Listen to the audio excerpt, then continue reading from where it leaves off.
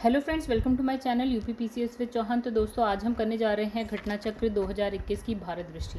तो गाइस, यहाँ पे हम चैप्टर नंबर 24 पे आ चुके हैं, जो कि है वैज्ञानिक एवं प्रौद्योगिकी विकास। तो गाइस, ये थोड़ा सा बड़ा चैप्टर है, तो 2 पार्ट्स में कंप्लीट होगा। पार्ट 1 पार्ट 2 में हो जाएगा गाइस। चलिए हम एक बार सिलेबस देख लेते हैं दोस्तों। तो ये देखिए, हम सिलेबस में जो है चैप्टर नंबर 1 से हमने स्टार्ट किया है। आप पूरा सिलेबस एक बार देख सकते हैं। तो हम पहुँच गए चैप्टर नंबर 24 पे, यानी कि वैज्ञानिक एवं प्रौद्योगिकी विकास। तो गाइस, उसके बाद हमारे कुछ चैप्टर्स और बचेंगे और ये बुक हो जाएगी हमारी कंप्लीट। तो गाइस, इसके बाद हम स्टार्ट करने वाले ना, इसी के साथ एक बुक और स्टार्ट होने वाली है, जो कि है घटनाचक्र दृष्टि की, जो 2021 की अभी नया संस्करण अभी आएगा, आ चुका है इनफैक्ट आज मार्केट में। चलिए उसको हम स्टार्ट करेंगे जब मेरे पास आ जाएगी। अभी 1-2 दिन में आ जाएगी, आज ही आ जाएगी, तो कल से स्टार्ट कर देंगे अगर आज आ जाएगी तो चलिए गाइस, यहाँ पे हम जो है हमारा जो चैप्टर है 24 उसको हम स्टार्ट करते हैं गाइस। उससे पहले एक चीज़ है कि अगर आपको वीडियो पसंद आती है तो प्लीज़ वीडियो को लाइक किया करिए, ठीक है। जिसने भी चैनल को अभी तक सब्सक्राइब नहीं किया है गाइस, चैनल को सब्सक्राइब करिए, ठीक है। मेरा नया चैनल है, थोड़ा सा सपोर्ट आपका चाहिए। चलिए गाइस, फिर क्या करते हैं, हम स्टार्ट करते हैं। देखिए यहाँ क्या लिखा है। तो यहाँ लिखा है, विज्ञान और प्रौद्योगिकी विभाग जो है विज्ञान और प्रौद्योगिकी क्षेत्र को सरकारी विभागों से जोड़ने वाली नोडल एजेंसी की तरह काम करता है। और इसमें लिखा है विज्ञान प्रौद्योगिकी एवं नवाचार नीति तो वर्ष 2013 में लाई गई। नई विज्ञान प्रौद्योगिकी और नवाचार नीति में विज्ञान और प्रौद्योगिकी क्षेत्र से नवाचार पर जोर दिया गया है। और इसमें लिखा है STI नीति का उद्देश्य वैश्विक स्तर पर होड़ करने की क्षमता हासिल करने और विज्ञान को देश के विकास के एजेंडे से जोड़ना है। और नीति का मुख्य लक्ष्य क्या है, science research innovation system for high technology led path for India है, ठीक है। फिर लिखा है कोविड-19 के लिए कवच। तो सार्स कोव मतलब कोव 2 महामारी के कारण क्या है, वित्त वर्ष 2019-20 की समाप्ति पर अनेक रुकावटें आई हैं। स्थिति की गंभीरता को भांपते हुए महामारी से निपटने की शुरुआती नतीजे की आवश्यकता के लिए विज्ञान और प्रौद्योगिकी विभाग ने मार्च 2020 में वित्त पोषण पहल कोविड-19 स्वास्थ्य संकट के साथ संघर्ष परिवर्धन केंद्र यानी कि कवच की शुरुआत की। तो इसका उद्देश्य क्या है, राष्ट्रीय स्तर पर प्रयासों में वृद्धि कर कोविड-19 की चुनौतियों से निपटने के लिए नैदानिकी और क्या है, औषधियों और निस्संक्रमण और स्वच्छता वायु प्रवाहक चिकित्सा उपकरण PPE और सूचना विज्ञान के क्षेत्र में स्टार्टअप्स एंड नवाचार को राष्ट्रीय स्तर पर पता लगाना और सहायता करना था। तो विज्ञान और अभियांत्रिकी अनुसंधान, तो लिखा है कि इसकी जो स्थापना है, ये विज्ञान और अभियांत्रिकी के अग्रणी क्षेत्र में अनुसंधान और विकास हेतु मदद मिली है। और बोर्ड के बहुआयामी कार्यक्रम ने विज्ञान और प्रौद्योगिकी के विभिन्न हितधारकों तक अपनी पहुंच सुनिश्चित की है। वैज्ञानिकों के सेवा काल के विभिन्न चरणों में प्रतिभा पलायन रोकने के लिए बोर्ड ने कई नए कार्यक्रम आरंभ किए हैं, जैसे अनुसंधान जल्द आरंभ करने के लिए प्रयोगशाला की स्थापना करने में युवा अध्यापकों की सहायता हेतु अर्ली कैरियर रिसर्च अवार्ड्स, ठीक है। फिर इसमें लिखा है ECRA के अंतर्गत प्रति वर्ष 300 अभ्यर्थियों की सहायता की जाएगी। फिर लिखा है teacher association for research excellence यानी कि तारे मोबिलिटी स्कीम। तो वर्ष 2016-17 में आरंभ हुई इस योजना का लक्ष्य राज्य विश्वविद्यालयों कॉलेजों में नियमित रूप से काम कर रहे शिक्षकों को IIT IISc फिर IISER राष्ट्रीय प्रयोगशाला और शैक्षणिक संस्थाओं में भेजना है। लिखा है इन शिक्षकों को अपने कार्य स्थल के नज़दीकी शहर में स्थित संस्थाओं में ही भेजा जाएगा और इससे बेकार पड़ी वैश्विक श्रम शक्ति को मामूली निवेश से ही हमारी अनुसंधान की धारा में शामिल कर लिया जाएगा। फिर युवा प्रतिभाओं को आकर्षित करना, विज्ञान एवं अनुसंधान के लिए प्रतिभाओं को आकर्षित करने के लिए innovation in science pursuit for inspired research inspired कार्यक्रम चलाया जा रहा है। तो विभाग प्रेरित अनुसंधान के लिए विज्ञान खोज में अपने महत्वपूर्ण कार्यक्रम नवाचार के तहत इंस्पायर पुरस्कार योजना मानक का संचालन कर रहा है। Million minds augmenting national aspiration and knowledge. फिर लिखा है इंस्पायर्ड पुस्तक मानक योजना एक अनूठी पहल है जिसका लक्ष्य स्कूली बच्चों में छोटी उम्र में ही नवाचार की संस्कृति को बढ़ावा देना और उन्हें विज्ञान की पढ़ाई और अनुसंधान के क्षेत्र में आगे बढ़ाने के लिए आकर्षित करना है। यह योजना 10 से 15 वर्ष की 6ठी से 10वीं कक्षा तक बच्चों के लिए है। इंस्पायर पुस्तक मानक योजनाओं का लक्ष्य हर वर्ष देश भर में 5 लाख से अधिक माध्यमिक और उच्च माध्यमिक स्कूलों से 10 लाख विचार प्राप्त करने का है। इसमें से 1 लाख विचारों के लिए 10-10 हजार रुपये का इंस्पायर पुरस्कार दिया जाएगा। विज्ञान और प्रौद्योगिकी विभाग की स्वायत्त संस्था राष्ट्रीय नवाचार फाउंडेशन इस योजना में संसाधन भागीदार है। फिर लिखा है जल प्रौद्योगिकी पहल। तो वर्ष 2007 में शुरू की गई जल प्रौद्योगिकी पहल का उद्देश्य स्वदेश में किए गए प्रयासों से इस्तेमाल किए गए समुचित विज्ञान और प्रौद्योगिकी संबंधी उपायों से सस्ती दर पर और पर्याप्त मात्रा में शुद्ध पेयजल उपलब्ध कराने के लिए अनुसंधान और विकास गतिविधियों को बढ़ावा देना है और देश के विभिन्न भागों में विभिन्न जल चुनौतियों के लिए प्रौद्योगिकी विकल्प प्रस्तुत करने के लिए अनुसंधान आधारित समाधान के वास्ते 2009 में winning augmentation renovation of water war यानी जल के लिए विजय संवर्धन नवाचार पर प्रौद्योगिकी मिशन की शुरुआत की गई। फिर है महिला वैज्ञानिकों के लिए अवसर। तो विज्ञान और प्रौद्योगिकी विभाग ने अपनी प्रमुख योजना किरण यानी कि knowledge involvement in research and advancement through क्या लिखा है नर्चरिंग के अंतर्गत विज्ञान में महिलाओं के लिए विभिन्न कार्यक्रम आरंभ किया। तो इसके आगे क्या लिखा है कि इन अनूठी पहल के जरिए विभाग उन महिला वैज्ञानिकों को भौतिक और गणितीय विज्ञान, रसायन विज्ञान, जीव विज्ञान, पृथ्वी और वायुमंडलीय विज्ञान, अभियांत्रिकी, प्रौद्योगिकी में अनुसंधान पूरा करने का अवसर प्रदान करती है जिन्होंने मुख्यतः पारिवारिक कल्याण से अपना कैरियर बीच में छोड़ दिया हो। ठीक है, वैसे हम एक जो पेज छोड़ के आए हैं उसको भी एक बार देख लेते हैं क्या है। तो यहाँ लिखा है PSLV C51 एमेजोनिया 1 मिशन।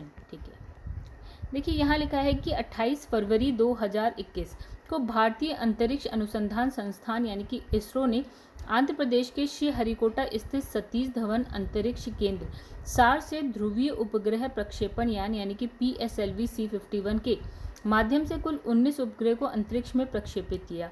फिर वर्ष 2021 में इसरो का ये पहला क्या है अंतरिक्ष अभियान है।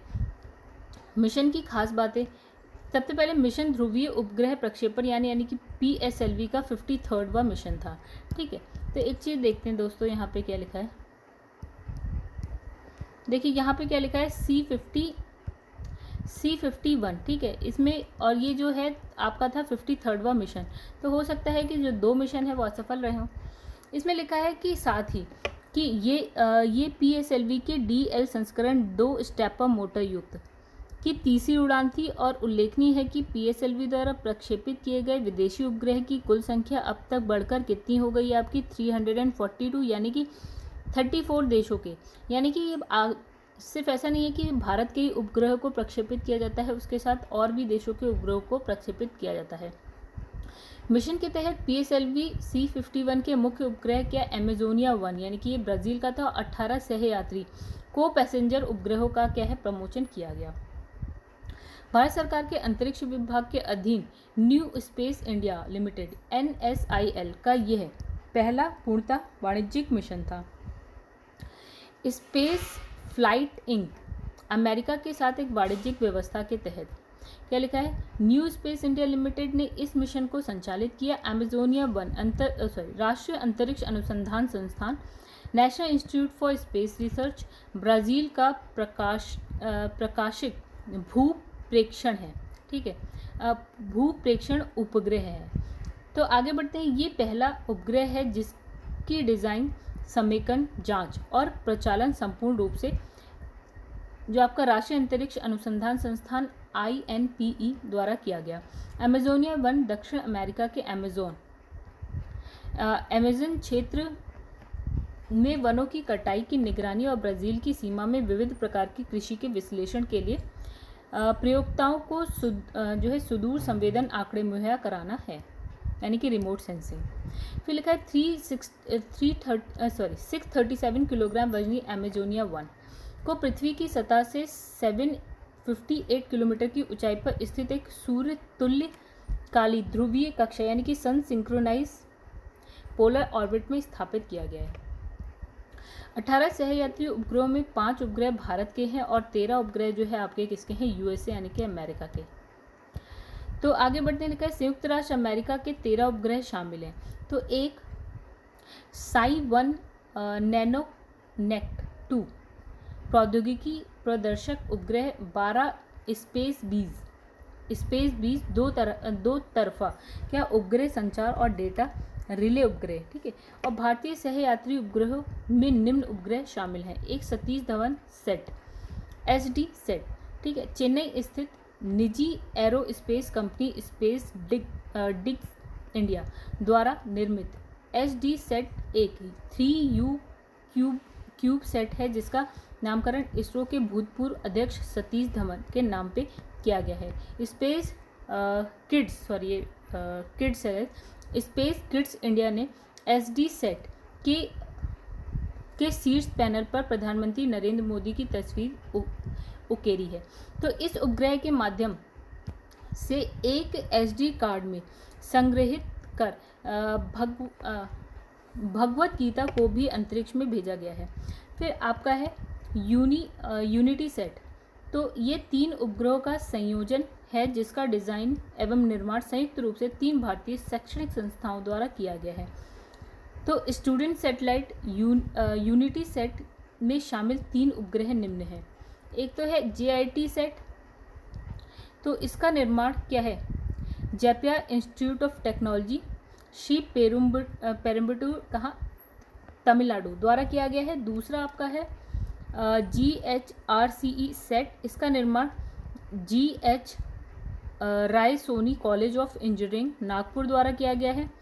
तीसरा जो है वो है श्री शक्ति सेट, इसका निर्माण श्री शक्ति अभियांत्रिकी और प्रौद्योगिकी संस्थान कोयम्बटूर द्वारा किया गया है और इस उपग्रह का जो वजन है वो है 500 ग्राम। तो यूनिटी सेट का उद्देश्य रेडियो रिले सेवाएं प्रदान करना है। फिर आपका है आपका 3rd नंबर पे सिंधु नेत्रा। तो PES विश्वविद्यालय द्वारा डिज़ाइन सिंधु नेत्रा एक क्या है, माइक्रो उपग्रह है।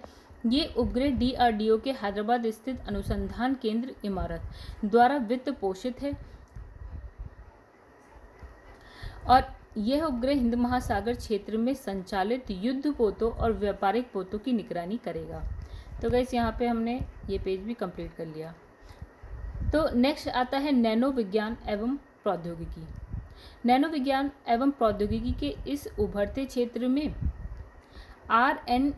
R&D को सभी प्रकार से बढ़ावा देने के लिए वर्ष 2007 में राष्ट्रीय नैनो विज्ञान एवं प्रौद्योगिकी अभियान आरंभ किया। तो नैनो अभियान के मुख्य उद्देश्य हैं बुनियादी अनुसंधान को बढ़ावा देना, अनुसंधान के बुनियादी ढांचे का विकास, नैनो एप्लीकेशन प्रौद्योगिकी का विकास, मानव संसाधन विकास, अंतर्राष्ट्रीय गठबंधन और राष्ट्रीय विचार विमर्श आरंभ करना। फिर है जलवायु परिवर्तन।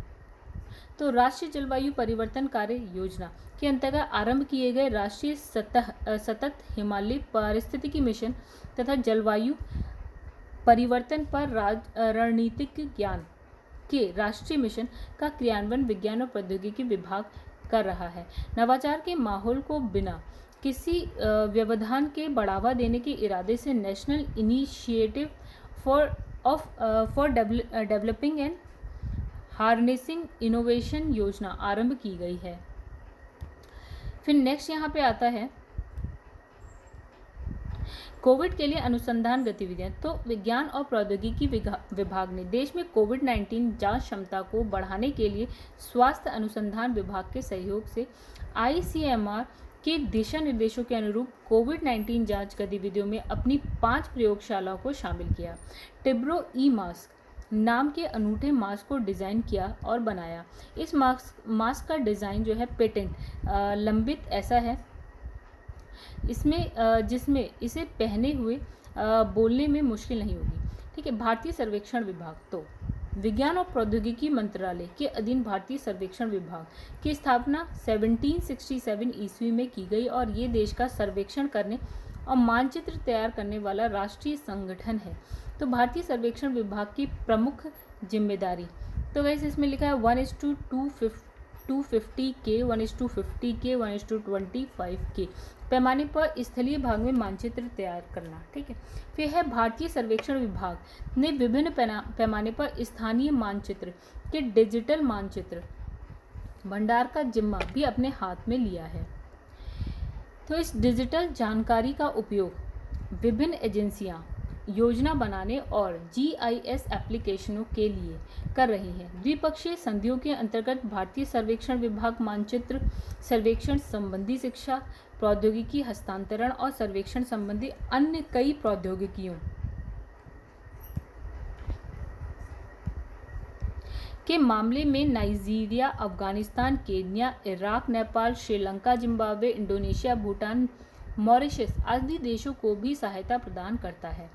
तो UNDP की सहायता के अंतर्गत स्थापित किया गया सर्वेक्षण प्रशिक्षण संस्थान हैदराबाद एक क्या है, उत्कृष्ट संस्थान है जो विभाग, राज्य, केंद्र सरकारों के अन्य संगठनों और पड़ोसी देशों द्वारा प्रायोजित प्रशिक्षुओं को सर्वेक्षण एवं मानचित्रण के विभिन्न क्षेत्रों में प्रशिक्षण प्रदान करता है। भारतीय सर्वेक्षण विभाग मानचित्रण के क्षेत्र में देश की आवश्यकताएं पूरी करता है, लेकिन अलग अलग उपयोगकर्ताओं को जरूरतों के मुताबिक विशेष विषयों पर मानचित्र उपलब्ध कराने का काम विभाग के अंतर्गत आने वाले राष्ट्रीय एटलस एंड विषयगत मानचित्र संगठन करता है। चलिए गाइस एक बार पीछे चलते हैं हम लोग।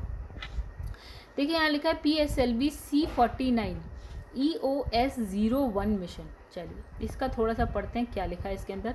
लिखा है कि 7 नवंबर 2020 को भारत के ध्रुवीय मतलब PSLV की 51वीं उड़ान PSLV C49 सफलतापूर्वक संपन्न हुई है और इस मिशन के तहत PSLV C49 ने श्रीहरिकोटा स्थित सतीश धवन अंतरिक्ष केंद्र यानी कि SAR के प्रथम लॉन्च पैड से उड़ान भरने के पश्चात मुख्य उपग्रह कौन सा था, EOS 01 के अतिरिक्त 9 विदेशी उपग्रह, कुल टोटल हो गए मतलब 10, ठीक है, को निर्धारित कक्षाओं में स्थापित किया है। तो जो PSLV C49 है PSLV के DL संस्करण की दूसरी क्या है उड़ान थी। तो EOS 01 एक भू अवलोकन उपग्रह अर्थ ऑब्जर्वेशन सैटेलाइट है जिसका अनुप्रयोग मुख्यतः कृषि, वानिकी, आपदा प्रबंधन, सहयोग जैसे क्षेत्रों में होगा।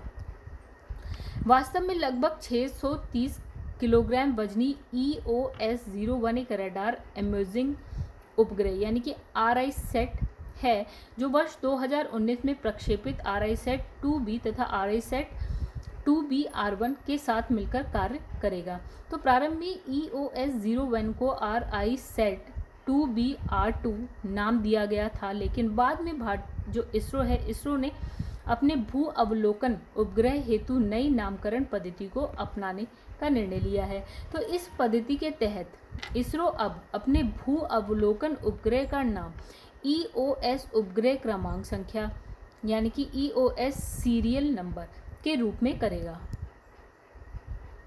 तो नेक्स्ट जगह यहाँ पे लिखा है कि परिणाम स्वरूप रडार इमेजिंग उपग्रह RISAT 2B-R2 का पुनर्नामकरण EOS 01 के रूप में किया गया। फिर लिखा है सिंथेटिक एपर्चर रडार यानी कि SAR से लेस EOS 01 सभी मौसमी परिस्थितियों में दिन और रात में उच्च विभेदन क्षमता की तस्वीरें खींचने में सक्षम है। ठीक है। फिर लिखा है मिशन के तहत 9 विदेशी उपग्रहों का प्रक्षेपण भी किया गया जिसमें लिथुआनिया का 1, लग्जमबर्ग का 4, अमेरिका के 4 उपग्रह शामिल हैं। ठीक है। फिर इन सभी उपग्रहों का promotion new space India limited यानी कि NSIL के साथ हुए एक व्यावसायिक करार के तहत किया गया। तो इस यहाँ पे और क्या लिखा है PSLV C49 EOS 1 मिशन विदेशी उपग्रह। तो उपग्रह का नाम लिखा है, उपग्रहों की संख्या लिखी है, देश लिखा है, उनका उद्देश्य लिखा है। तो R2 एक उपग्रह था, उपग्रह का नाम था R2 और एक उपग्रह था, और लिथुआनिया का था एक उपग्रह प्रौद्योगिकी प्रदर्शन के लिए। फिर लग्जमबर्ग के 4 उपग्रह थे, तो ये गाइस नाम देख लीजिए आप, और ये है समुद्री अनुप्रयोग के लिए। फिर अमेरिका के 4 थे, नाम है यहाँ पे, और ये लिखा है जो बहु मिशन रिमोट सेंसिंग के लिए था। चलिए नेक्स्ट पेज पे आते हैं गाइस। नेक्स्ट लिखा है विज्ञान और प्रौद्योगिकी अनुसंधान परिषद। विज्ञान और औद्योगिक अनुसंधान परिषद वर्ष 1942 में स्थापित की गई स्वायत्त शासी संस्था है, जो विज्ञान और प्रौद्योगिकी के विभिन्न क्षेत्रों में अपनी आधुनिक R&D जानकारी के लिए विख्यात है। पूरे देश में पेट रखने वाली CSIR के पास 38 राष्ट्रीय प्रयोगशालाएं, 39 आउटरीच केंद्र, 3 नवाचार परिसरों और 5 इकाइयों का गतिशील नेटवर्क है। फिर इसमें लिखा है रेडियो और अंतरिक्ष भौतिकी, समुद्री विज्ञान, भू विज्ञान, भू भौतिकी, रसायन, औषधि, जीनोम अध्ययन, जैव प्रौद्योगिकी, नैनो प्रौद्योगिकी से लेकर खनन, वैमानिकी, यंत्रीकरण, पर्यावरण अभियांत्रिकी और सूचना प्रौद्योगिकी समेत विज्ञान और प्रौद्योगिकी के तमाम विषय इसके दायरे में आते हैं। फिर आगे लिखा पर्यावरण, स्वास्थ्य, पेयजल, खाद्य, आवास, ऊर्जा, चमड़ा, कृषि, गैर कृषि जैसे सामाजिक प्रयासों के विभिन्न क्षेत्रों में एक महत्वपूर्ण तकनीकी सहयोग प्रदान करती है। फिर हम बात करेंगे परमाणु ऊर्जा की।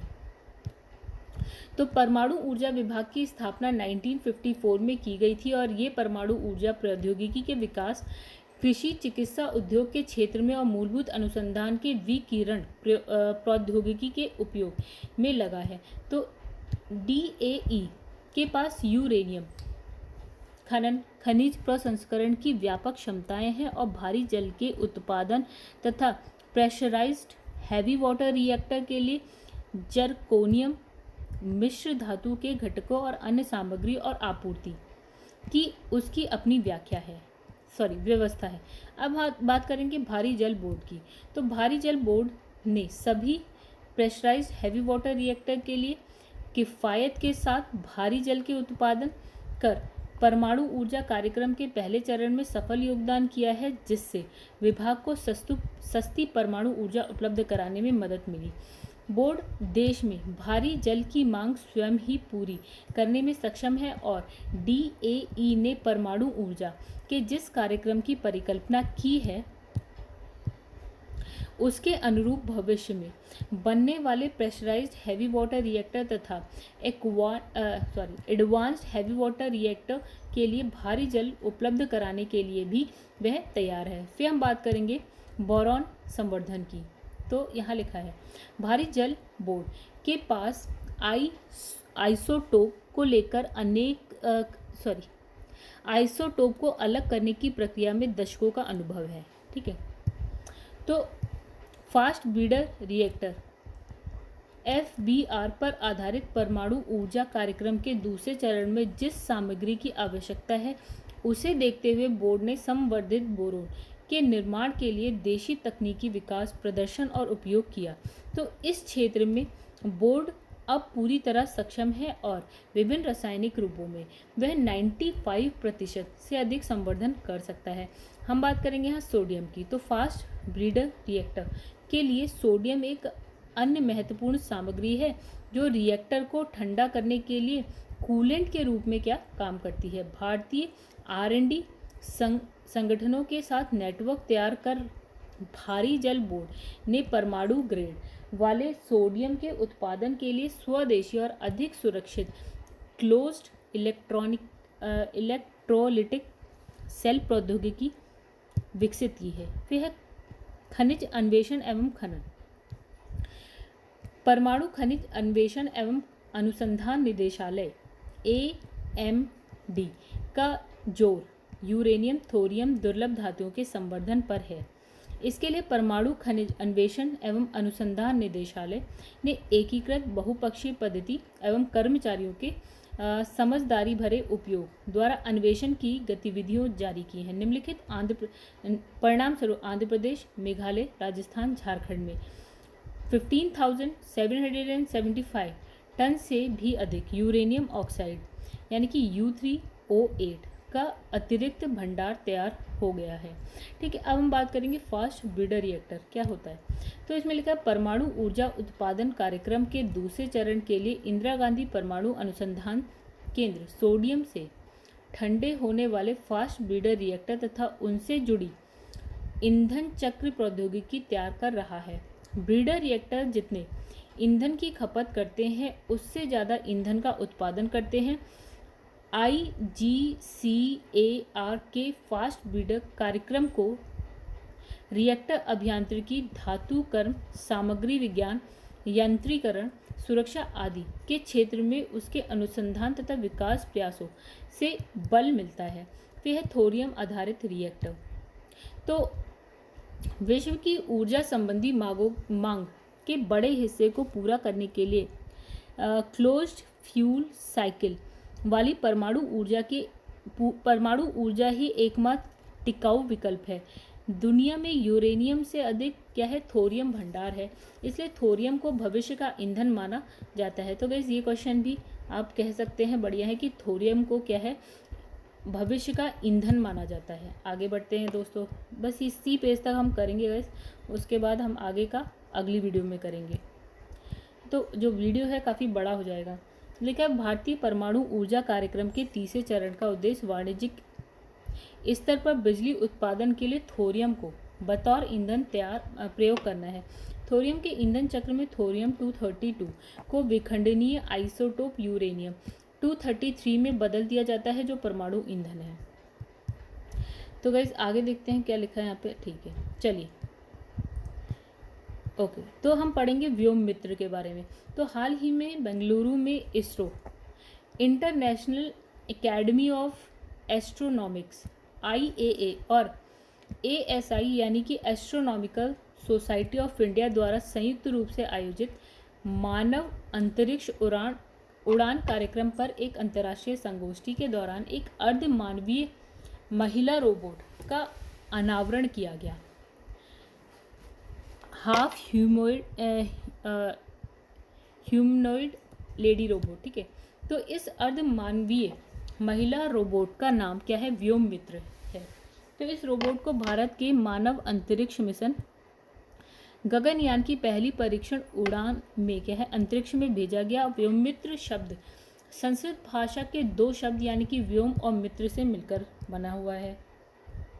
ये एक अर्ध मानवीय रोबोट है जिससे महिला का रूप प्रदान किया गया है। इसे अर्ध मानवीय इसलिए कहा गया है क्योंकि इस रोबोट के पैर नहीं है और संपूर्ण सिर्फ क्या है, धड़ तक ही है। ठीक है, और फिर इसमें लिखा है शरीर धड़ तक है और अंतरिक्ष अभियान में लगभग सभी कार्य क्रू मॉड्यूल के अंदर ही होते हैं। अधिकतर गतिविधियों में पैर की आवश्यकता नहीं होती है, अतः इस रोबोट को अर्ध मानव बनाया गया है। अब आगे बढ़ते हैं, लिखा है रोबोटिक्स न्यूरोसर्जरी करने के लिए बार्क में रोबोट पर आधारित फ्रेमलेस स्टीरियो टैक्टिक प्रणाली विकसित की गई है जिसमें फ्रेम आधारित प्रणाली के बराबर सटीकता है और मरीजों के लिए आराम का स्तर भी उतना ही है। अब लिखा है होमी भाभा राष्ट्रीय संस्थान। तो शिक्षा मंत्रालय द्वारा इससे मानद विश्वविद्यालय का दर्जा प्राप्त है। HBNI ने अपने 8 शिक्षा बोर्डों में विभिन्न पाठ्यक्रमों रसायन विज्ञान, अभियांत्रिकी विज्ञान, स्वास्थ्य विज्ञान, जीव विज्ञान, गणितीय विज्ञान, भौतिक विज्ञान, सामरिक अध्ययन और स्नातक अध्ययन के जरिए अपने शैक्षणिक कार्यक्रम जारी रखे। फिर भारत का अंतरिक्ष कार्यक्रम। देश में अंतरिक्ष संबंधी गतिविधियां वर्ष 1962 में भारतीय राष्ट्रीय अंतरिक्ष अनुसंधान समिति के गठन के साथ आरंभ हुई और उसी वर्ष तिरुवनंतपुरम के निकट Thumba equatorial rocket launching station पर भी कार्य आरंभ हो गया। ठीक है, तो अगस्त 1969 में जो आपका इसरो की स्थापना होती है। तो वैसे कब होती है, 69 में होती है। और 72 में अंतरिक्ष आयोग की स्थापना की गई, अंतरिक्ष विभाग स्थापित हुआ और 72 में इसरो को अंतरिक्ष विभाग के अधीन कर दिया गया।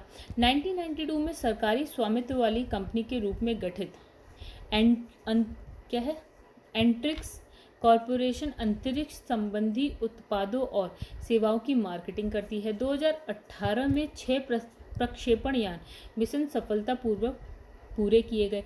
देश के सबसे शक्तिशाली प्रक्षेपण यान की दूसरी विकासात्मक उड़ान GSLV Mk3D2 वर्ष 2018 की एक प्रमुख उपलब्धि थी।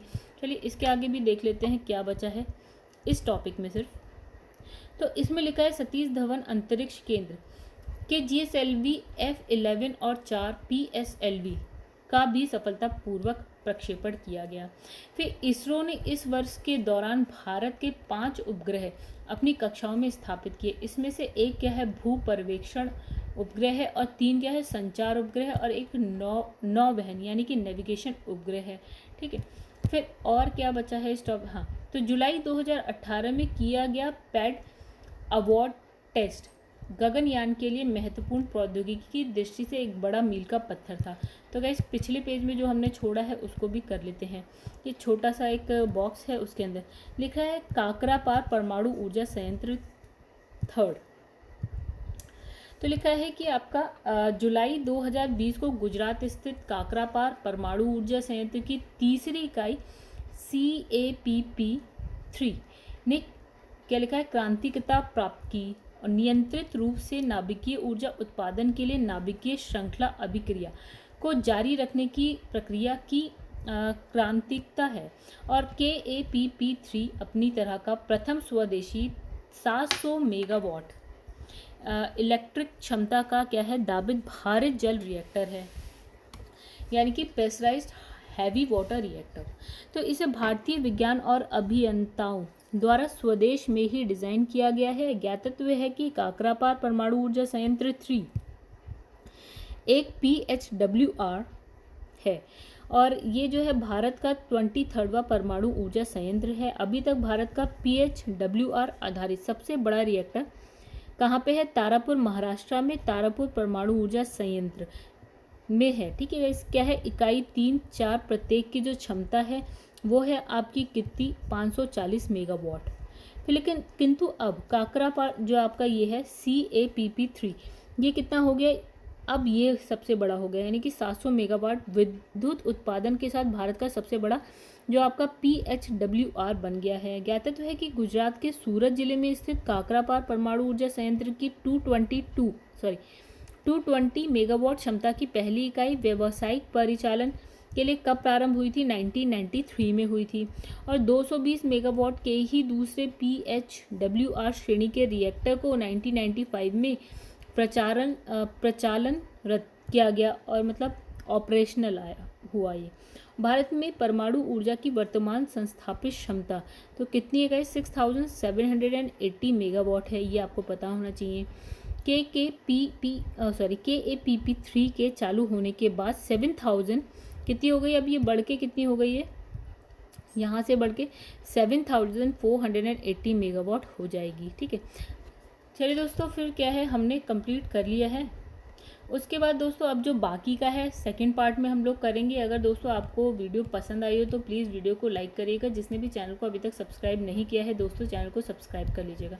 अब हम मिलेंगे, पार्ट 1 हो गया है हमारा, पार्ट 2 में ये कंप्लीट हो जाएगा। पार्ट 2 में हम मिलते हैं आपसे। तो गाइस तब तक के लिए धन्यवाद।